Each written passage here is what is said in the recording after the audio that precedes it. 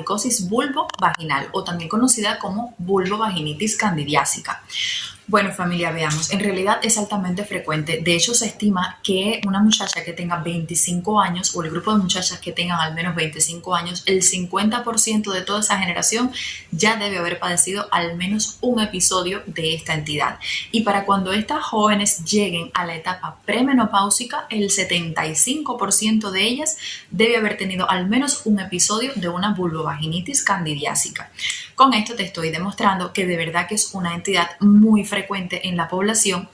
Y ahora quiero que recuerdes el primer punto que aclararemos, y es que cuando tú te hagas un examen, un exudado vaginal, y por alguna casualidad ese resultado diga, no, es que la paciente está positiva para Candida albicans, esto no quiere decir que tú tengas esta enfermedad. O sea, lo que quiero transmitirte es no porque seas positiva para la Candida albicans significa que ya tú tienes la vulvovaginitis, porque es que ella forma parte, como vimos, de la microbiota normal.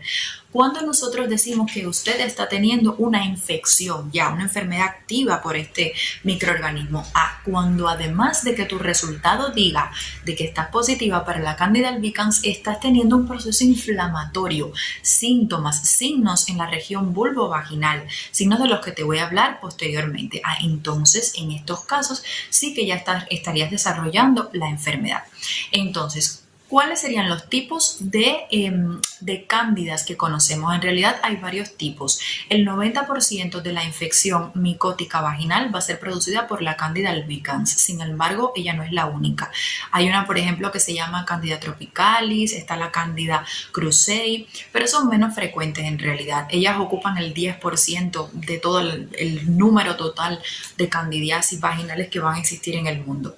Lo más frecuente es que sea albicans, como ya les dije. Y bueno, el cuadro clínico que ella va a producir lo podemos clasificar en 3 grupos fundamentales. De esta manera nosotros tendremos una candidiasis vaginal no complicada, una candidiasis vaginal recurrente, que lo que sea recurrente en medicina, no solo para esto, sino para cualquier otra patología. Cuando veas el término recurrente, quiere decir que lo está teniendo a repetición, que tiene síntomas, tú los tratas y vuelve a aparecer, y los tratas y vuelve a aparecer.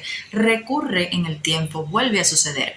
Y el último grupo de las candidiasis vaginales serían aquellas que son complicadas. Una candidiasis complicada. Y casi siempre nosotros le llamamos complicada a cuando existe alguna otra condición que hace posible que esa mujer esté pobrecita, destinada a estar padeciendo infecciones todo el tiempo, porque quizás tiene una diabetes mellitus de muy difícil control, es quizás una paciente que, vamos a suponer, psiquiátrica, que no pueda acceder al tratamiento, no pueda seguir la dieta correctamente porque su condición psicológica, psiquiátrica se lo impide, o es una paciente VIH que está muy inmunodeprimida. Hay muchísimas otras causas que me pueden dar lugar a que esa vulvovaginitis candidiásica se clasifique como complicada.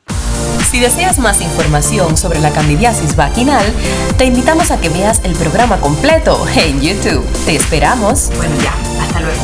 Chao, familia. Cuídense muchísimo.